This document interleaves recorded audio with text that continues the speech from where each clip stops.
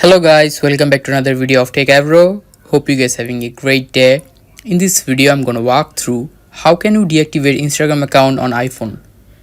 So guys, to deactivate Instagram account, at first just go to your Instagram app with login to your account. Now click the bottom right your profile icon. Now click the top right this 3 dash icon. Now click on account center. After clicking on account center, here you can see personal details, this option, click on it. Now click on the last option, account ownership and control. Click the second option, deactivation or deletion. Now just select your Instagram account. Here you can see deactivate account, just choose the first option and click on continue.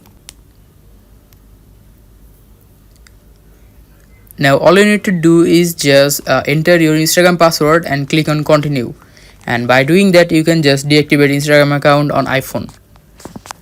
So guys, that's how you can do it. Hope you find this video helpful. If you have found this video helpful, then give a thumbs up and don't forget to subscribe Techavro. Thank you so much for watching the video.